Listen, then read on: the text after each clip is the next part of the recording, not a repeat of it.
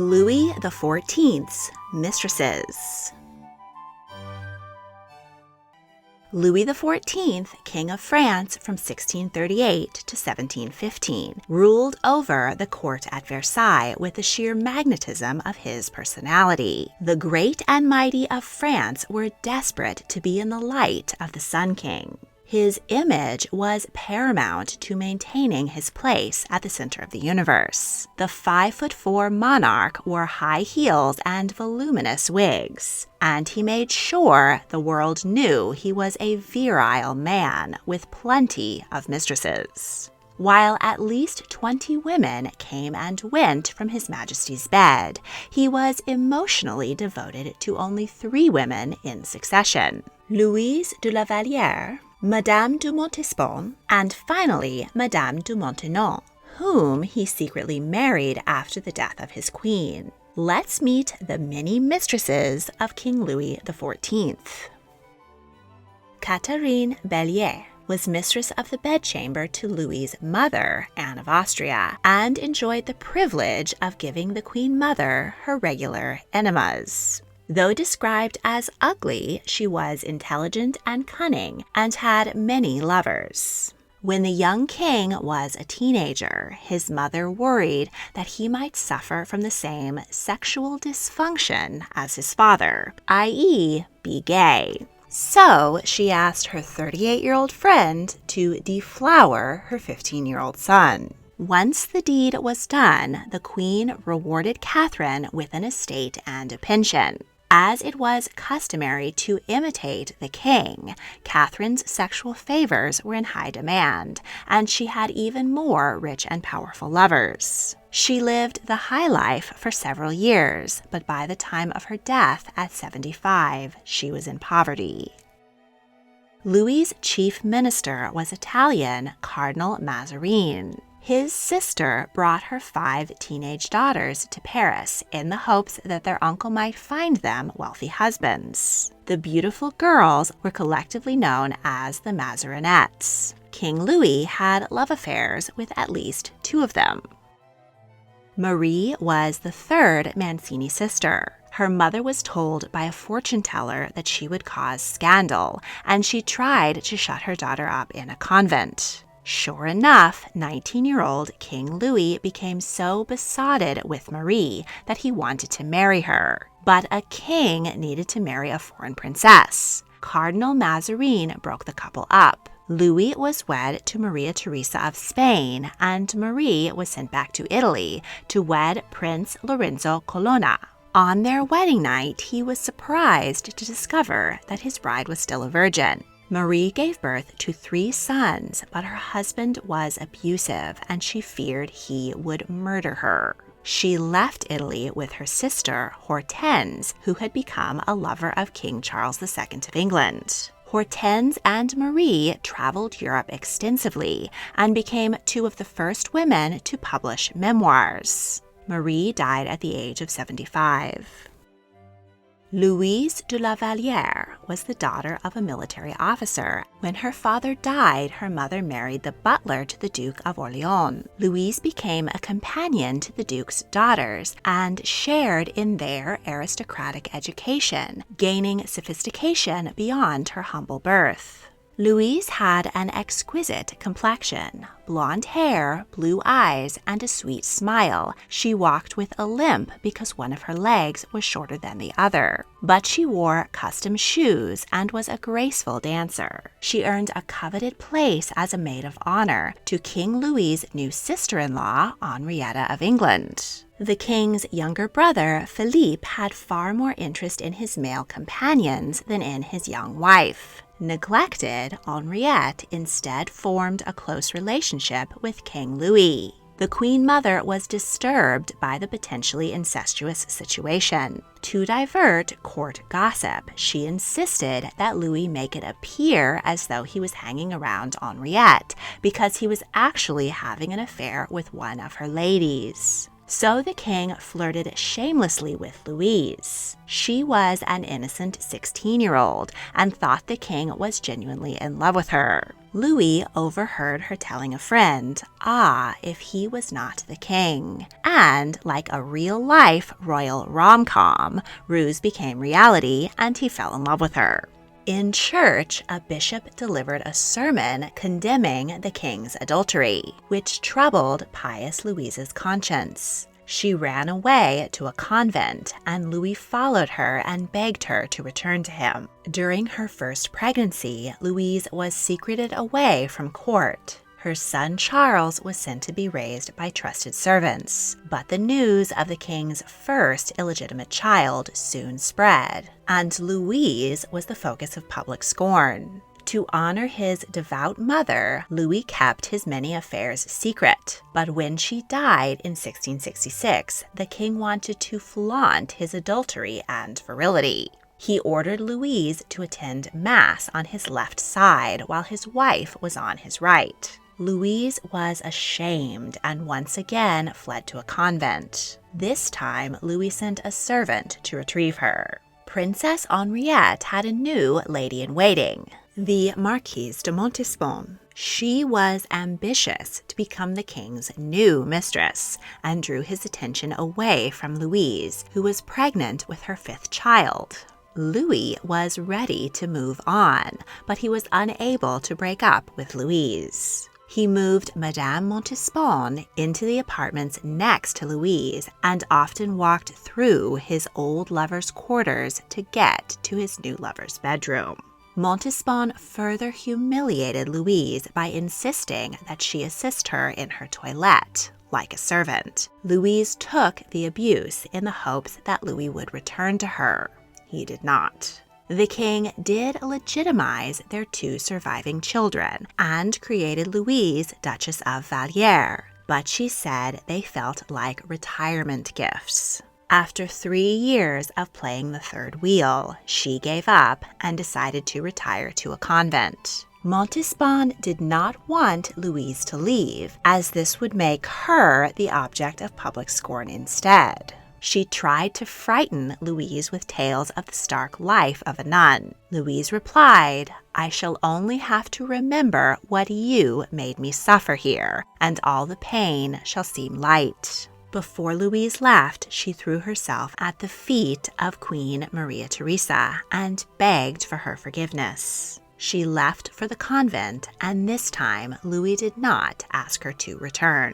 She spent the next 36 years as a nun, filled with shame for the sins of her youth, and died at 65.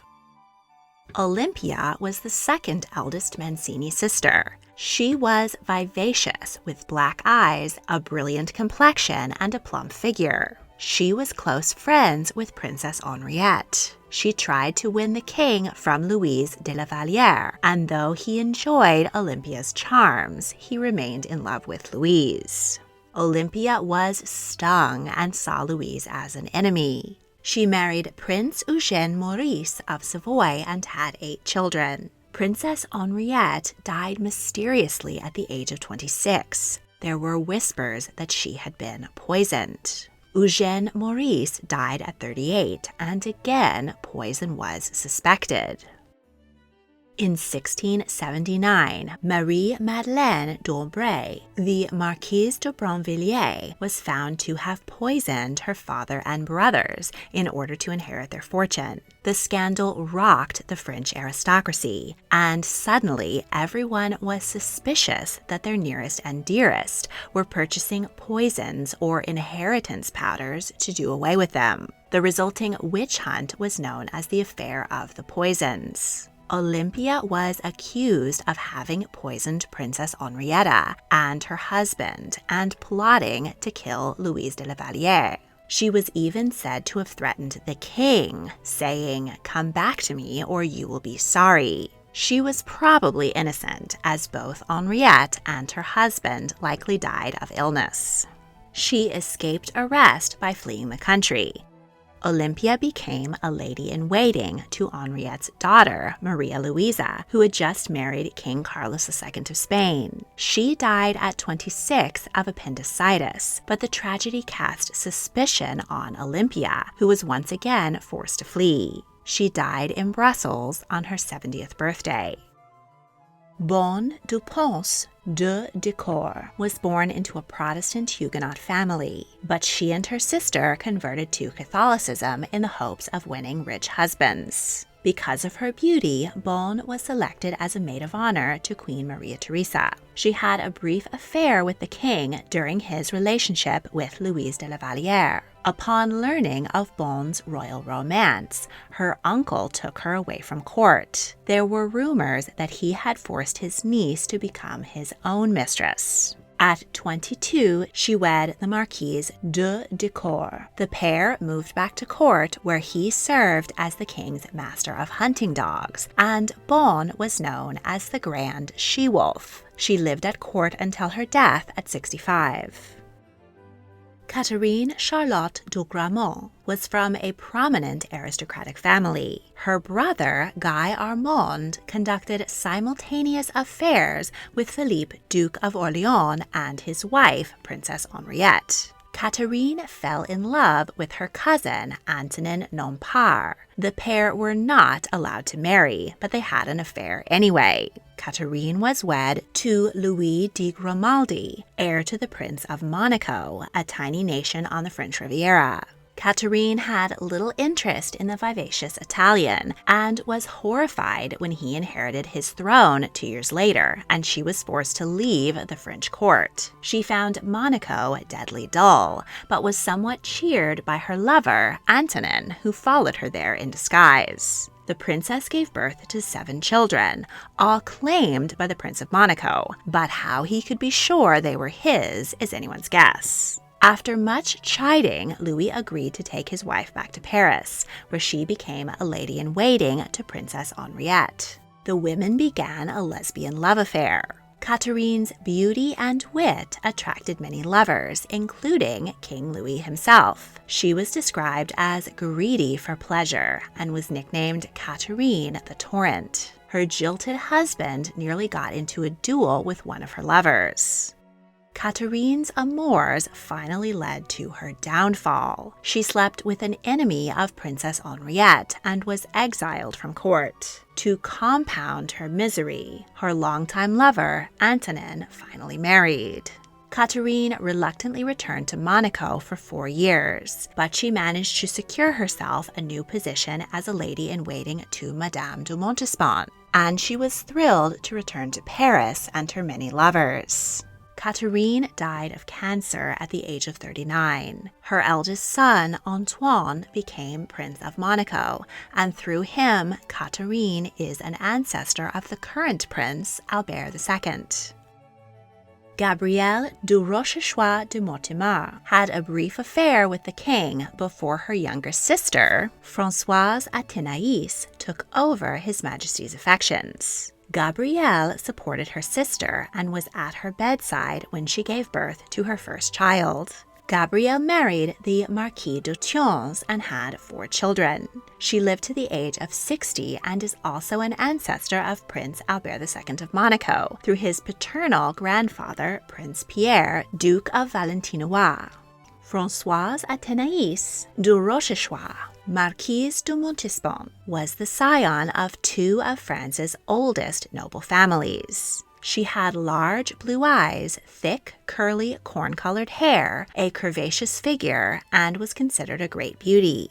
At 20, she became a maid of honor to Princess Henriette. She fell in love with a courtier, but he killed a man in a duel and had to flee France. So instead, she married Louis-Henri, the Marquis de Montespan. 2 weeks after giving birth to her first child, she danced in a court ballet. Françoise was the reigning beauty at court. She was cultured, stylish, an amusing conversationalist, and possessed a biting wit, which she used to mock others. Many men courted her, but she had her sights set higher. She cultivated friendships with both the Queen and Louise de La Vallière.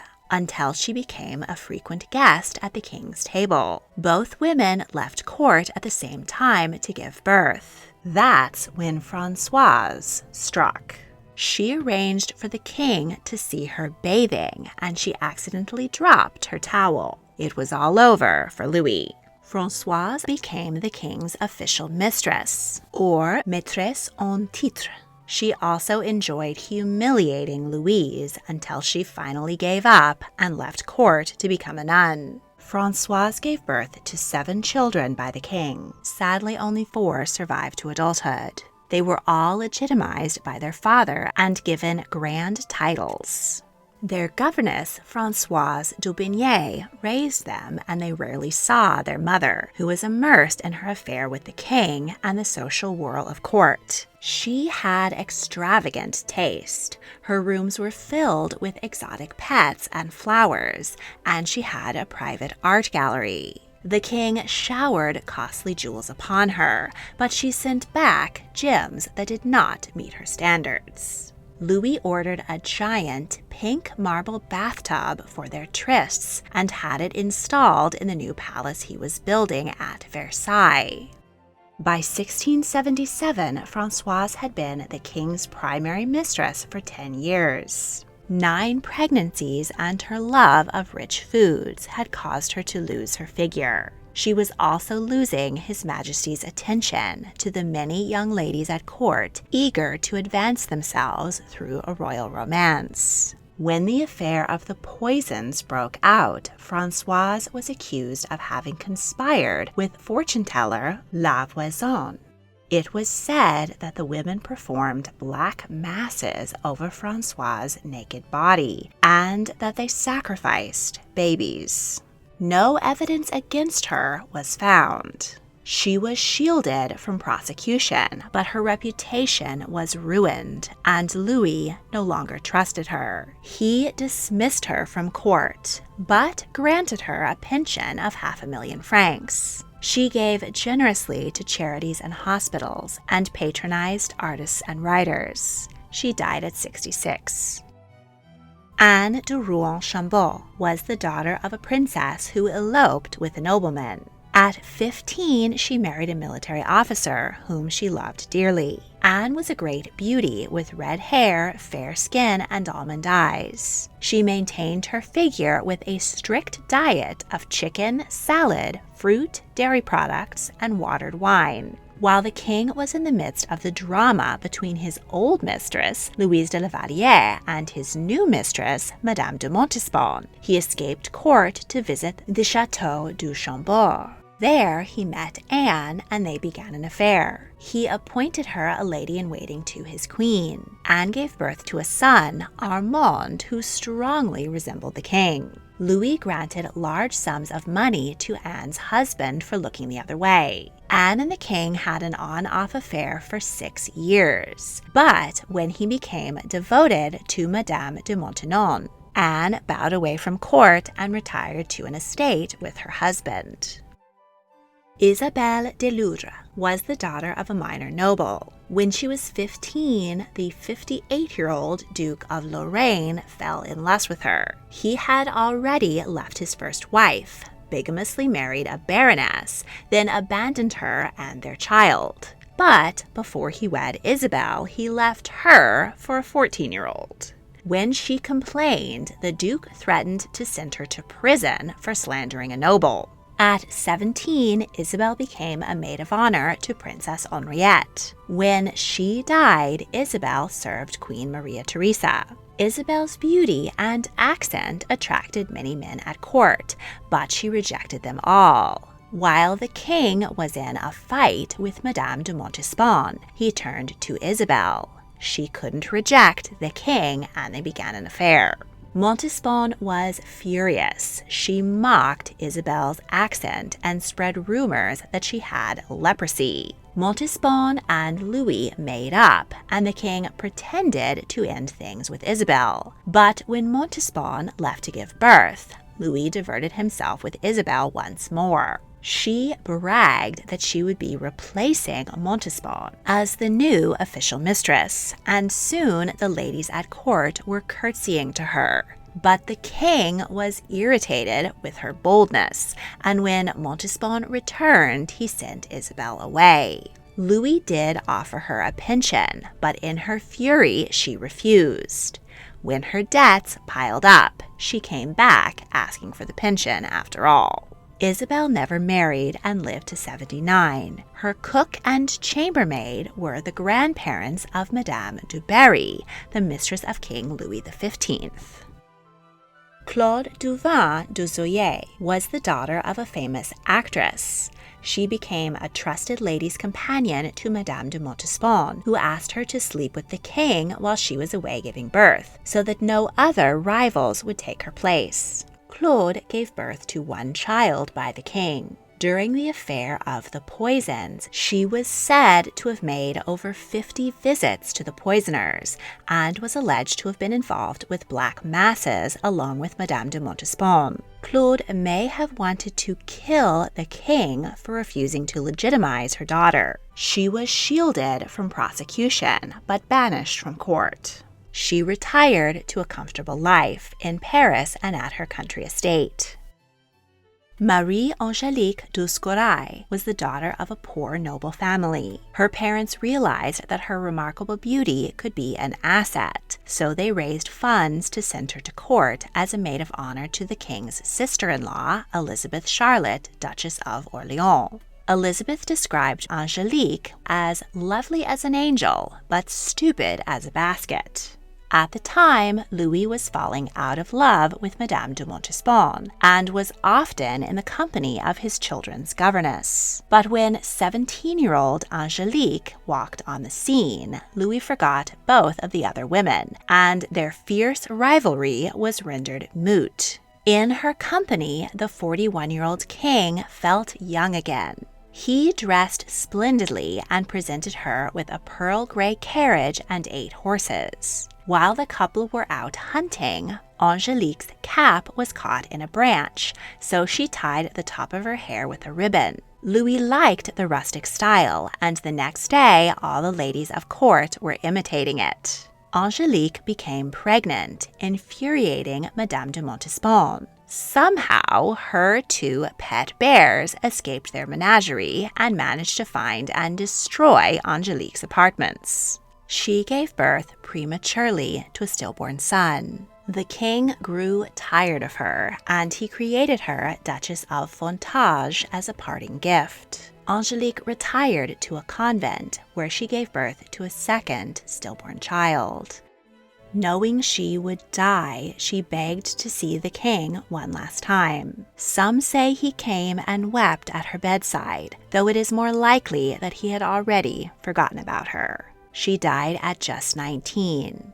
There were rumors that Madame de Montespan had poisoned her, but she more likely died of tuberculosis and complications of childbirth.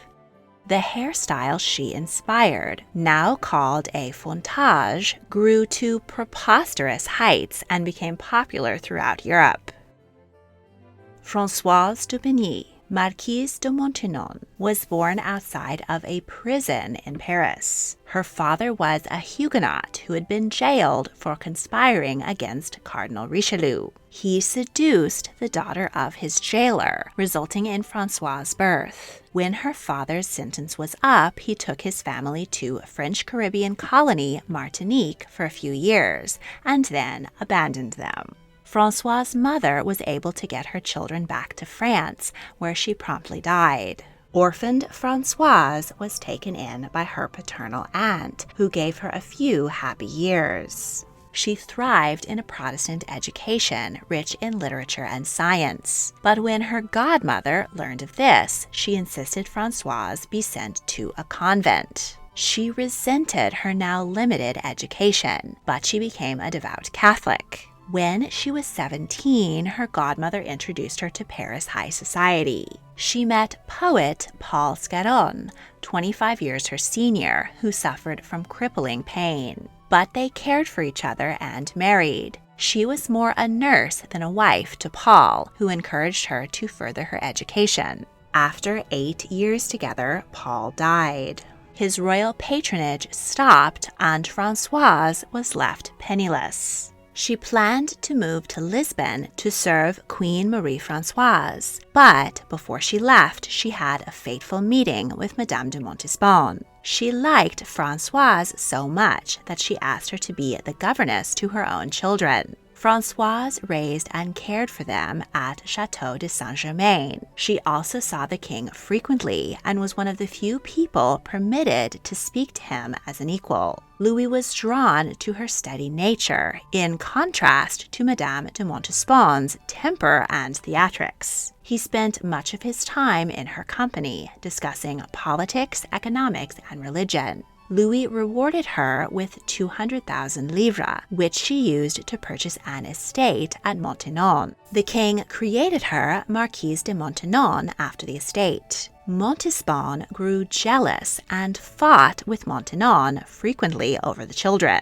But in the 1680s, the affair of the poisons saw Montespan banished from the palace, and Maintenon took her place at the king's side. Françoise was 45, 3 years older than King Louis. Queen Maria Theresa had been treated rudely by Montespan, but Françoise treated her with respect. The queen died at the age of 44.